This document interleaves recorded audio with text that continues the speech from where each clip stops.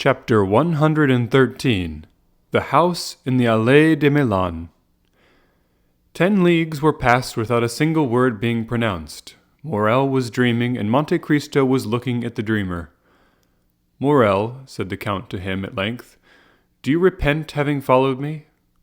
"No, Count, but to leave Paris—" "If I thought happiness might await you in Paris, Morrel, I would have left you there.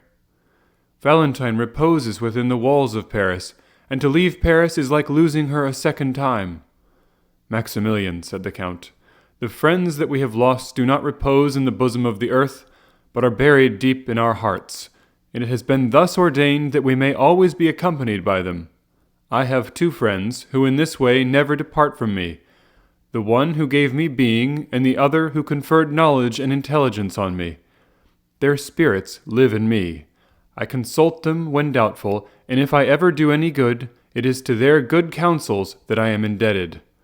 Listen to the voice of your heart, Morrel, and ask it whether you ought to preserve this melancholy exterior towards me."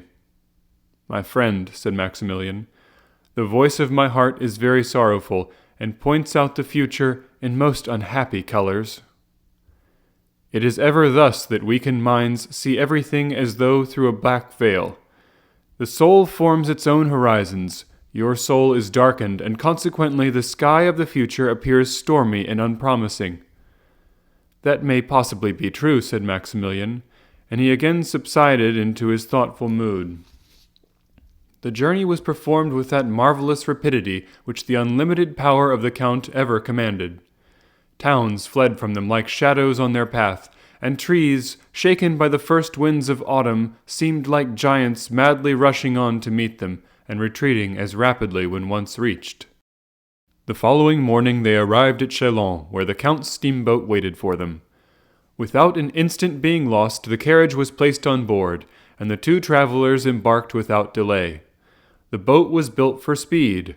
Her 2 paddle wheels resembled 2 wings with which she skimmed the water like a bird. Morrel was not insensible to that sensation of delight which is generally experienced in passing rapidly through the air, and the wind, which occasionally raised the hair from his forehead, seemed on the point of dispelling momentarily the clouds collected there. As the distance increased between the travelers and Paris, an almost superhuman serenity appeared to surround the Count. He might have been taken for an exile about to revisit his native land. Ere long, Marseille presented herself to view. Marseille, full of life and energy. Marseille, the younger sister of Tyre and Carthage, that has succeeded to them in the empire of the Mediterranean. Marseille, that with age increases in vigor and strength. Marseille was seen. Powerful memories were stirred within them by the sight of that round tower, that Fort Saint-Nicolas, that port with its quays of brick, where they had both gambolled as children. And it was with one accord that they stopped on the Canebier. A vessel was setting sail for Algiers, on board of which the bustle usually attending departure prevailed. The passengers and their relations crowded on the deck, friends taking a tender but sorrowful leave of each other. Some weeping, others, noisy in their grief, formed a spectacle, exciting even to those who witnessed similar ones daily, but which had not the power to disturb the current of thought that had taken possession of the mind of Maximilian from the moment he had set foot on the broad pavement of the quay. "Here," said he, leaning heavily on the arm of Monte Cristo, "here is the spot where my father stopped when the Pharaon entered the port. It was here that the good old man, whom you saved from death and dishonor, threw himself into my arms. I yet feel his warm tears on my face, and his were not the only tears shed, for many who had witnessed our meeting wept also." Monte Cristo gently smiled and said, "I was there," at the same time pointing to the corner of a street. As he spoke, and in the very direction he indicated, a groan, expressive of bitter grief, was heard, and a woman was seen waving her hand to a passenger on board the vessel about to sail. Monte Cristo looked at her with an emotion that must have been remarked by Morrel, had not his eyes been fixed on the vessel. "Oh, heavens!" exclaimed Morrel, "I do not deceive myself. That young man who is waving his hat, that youth in the uniform of a lieutenant, is Albert de Morcerf." "Yes," said Monte Cristo, "I recognized him." How so? You were looking the other way." The Count smiled, as he was in the habit of doing when he did not wish to make any reply, and he again turned his looks toward the veiled female who soon disappeared at the corner of the street. Turning to his friend, "Dear Maximilian," said the Count, "have you nothing to do in this land?" "I have to weep over the grave of my father," replied Morrel in a broken voice. "Well then, go. Wait for me there, and I will soon join you." "You leave me, then?" "Yes. I also have a pious visit to pay." Morrel allowed his hand to fall into that which the Count extended to him. Then, with an inexpressibly melancholy inclination of the head, he quitted the Count, and bent his steps to the east of the city. Monte Cristo remained on the same spot until Maximilian was out of sight. He then walked slowly towards the Allées de Meillan to seek out a small house with which our readers must have been familiar at the commencement of this story. It yet stood under the shade of the fine avenue of lime trees which forms one of the most frequented walks of the idlers of Marseille, covered by an immense vine which spread its aged and blackened branches over the stone front, burnt yellow by the ardent sun of the south. 2 stone steps, worn away by the friction of the feet, led to the door, made of 3 planks which, owing to their never having made acquaintance with paint or varnish, parted annually to reunite again when the damp season arrived. This house, with all its crumbling antiquity and apparent misery, was yet cheerful and picturesque, and was the same that old Dantès formerly inhabited, the only difference being that the old man occupied merely the garret, while the whole house was now placed at the command of Mercédès by the Count. The female whom the Count had seen leave the ship with so much regret entered this house. She had scarcely closed the door after her when Monte Cristo appeared at the corner of a street, so that he found and lost her again almost at the same instant. The worn-out steps were old acquaintances of his. He knew better than anyone else how to open that weather-beaten door, with a large-headed nail which served to raise the latch within. He entered without knocking or giving any other intimation of his presence, as if he had been the friend or master of the place. At the end of a passage, paved with bricks, was seen a little garden bathed in sunshine, and rich in warmth and light. It was in this garden that Mercédès found, in the place indicated by the Count, the sum of money which he, through a sense of delicacy, intimated had been placed there 24 years previously. The trees of the garden were easily seen from the steps of the street door. Monte Cristo, on stepping into the house, heard a sigh, almost resembling a deep sob. He looked in the direction whence it came, and there, under an arbor of Virginian jessamine, with its thick foliage and beautiful long purple flowers, he perceived Mercédès seated with her head bowed and weeping bitterly.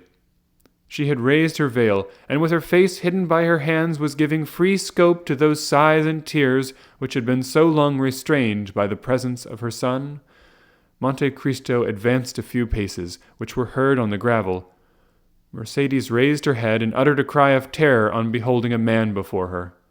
"Madame," said the Count, "it is no longer in my power to restore you to happiness, but I offer you consolation. Will you deign to accept it as coming from a friend?" "I am indeed most wretched," replied Mercédès. "Alone in the world, I had but my son, and he has left me."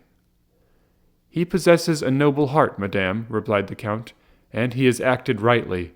He feels that every man owes a tribute to his country. Some contribute their talents, others their industry, those devote their blood, these their nightly labors to the same cause. Had he remained with you, his life must have become a hateful burden, nor would he have participated in your griefs. He will increase in strength and honor by struggling with adversity, which he will convert into prosperity. Leave him to build up the future for you, and I venture to say you will confide it to safe hands."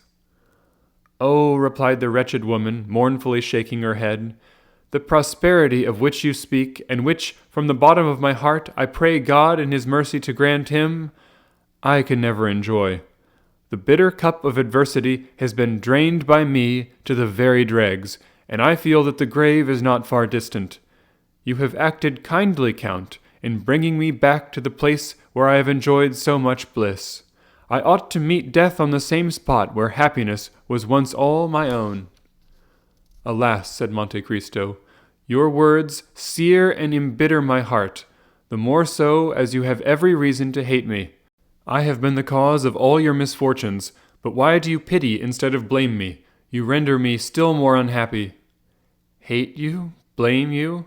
You, Edmund? Hate? Reproach the man that has spared my son's life? For was it not your fatal and sanguinary intention to destroy that son of whom Monsieur de Morcerf was so proud? Oh, look at me well, and discover, if you can, even the semblance of a reproach in me." The Count looked up and fixed his eyes on Mercédès, who, partly rising from her seat, extended her hands towards him. "Oh, look at me," continued she, with a feeling of profound melancholy. "My eyes no longer dazzle by their brilliancy, for the time has long fled since I used to smile on Edmond Dantès, who anxiously looked out for me from the window of yonder garret, then inhabited by his old father. Years of grief have created an abyss between those days and the present. I neither reproach you nor hate you, my friend. Oh no, Edmund, it is myself that I blame, myself that I hate. Oh, miserable creature that I am," cried she, clasping her hands and raising her eyes to heaven. "I once possessed piety, innocence, and love, the three ingredients of the happiness of angels, and now what am I?"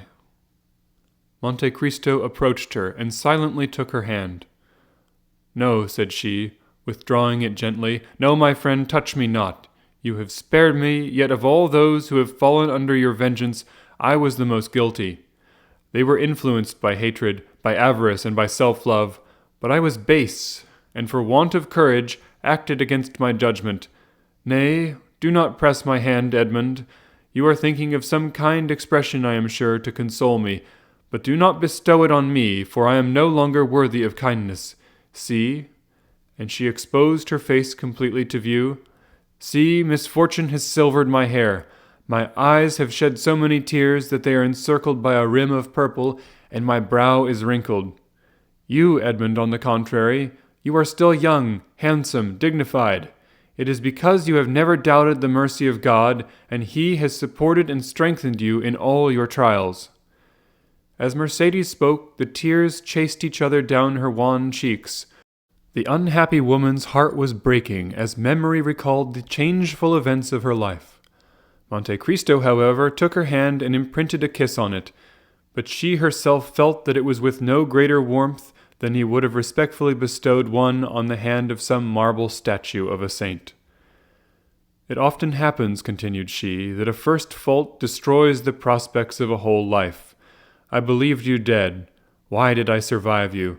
What good has it done me to mourn for you eternally in the secret recesses of my heart, only to make a woman of 39 look like one of 50 years of age? Why, having recognized you, and I the only one to do so, why was I able to save my son alone? Ought I not also to have rescued the man that I had accepted for a husband, guilty though he were? Yet I let him die. What do I say? O merciful heavens! Was I not accessory to his death by my supine insensibility, by my contempt for him, not remembering, or not willing to remember, that it was for my sake he had become a traitor and a perjurer? And what am I benefited by accompanying my son so far, since I now abandon him, and allow him to depart alone to the baneful climate of Africa? Oh, I have been base, cowardly, I tell you. I have abjured my affections, and like all renegades, I am of evil omen to those who surround me." "No, Mercédès," said Monte Cristo. "No, you judge yourself with too much severity. You are a noble-minded woman, and it was your grief that disarmed me. Still, I was but an agent, led on by an invisible and offended deity, who chose not to withhold the fatal blow that I was destined to hurl. I take that God to witness. I have prostrated myself daily for the last 10 years, that I would have sacrificed my life to you, and with my life the projects that were indissolubly linked with it. But, and I say it with some pride, Mercédès, God required me, and I lived.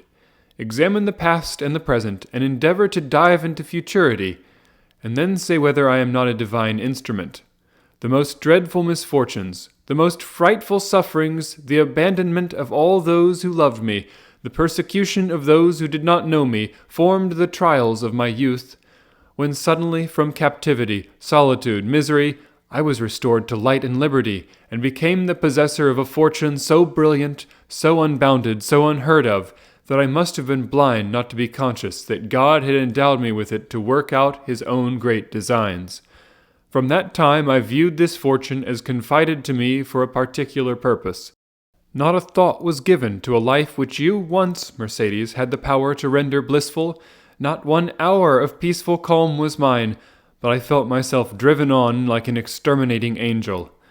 Like those adventurous captains about to embark on some enterprise full of danger, I laid in my provisions, I loaded my arms, I collected every means of attack and defense. I inured my body to the most violent exercises, my soul to the bitterest trials. I taught my arm to slay, my eyes to behold excruciating sufferings, and my mouth to smile at the most horrid spectacles. From good-natured, confiding, and forgiving, I became revengeful, cunning, and wicked, or rather, immovable as fate. Then I launched out into the path that was open to me. I overcame every obstacle and reached the goal. But woe to those who met me in my career. Enough, said Mercedes. Enough, Edmund. Believe me that she alone who recognized you has been the only one to comprehend you, and had she crossed your path and you had crushed her like a frail glass, still, Edmund, still she must have admired you. Like the gulf between me and the past, there is an abyss between you, Edmund, and the rest of mankind, and I tell you freely that the comparison I draw between you and other men will ever be one of my greatest tortures.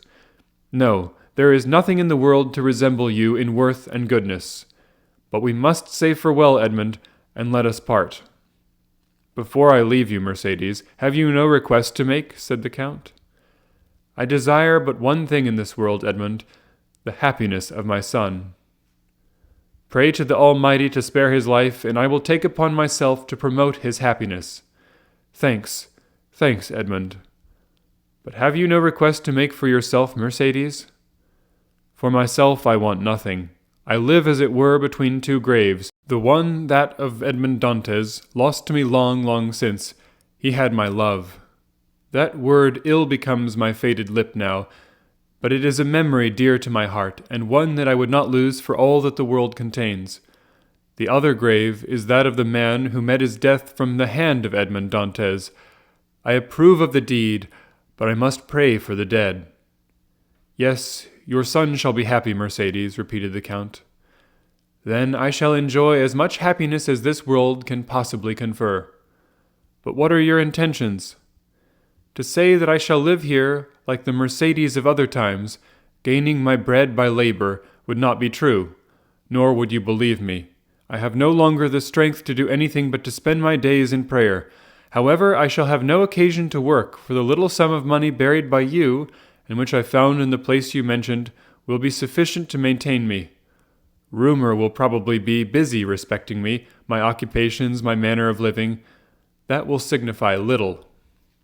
Mercedes, said the Count, I do not say it to blame you, but you made an unnecessary sacrifice in relinquishing the whole of the fortune amassed by Monsieur de Morcerf. Half of it, at least, by right, belonged to you, in virtue of your vigilance and economy. I perceive what you are intending to propose to me, but I cannot accept it, Edmund. My son would not permit it.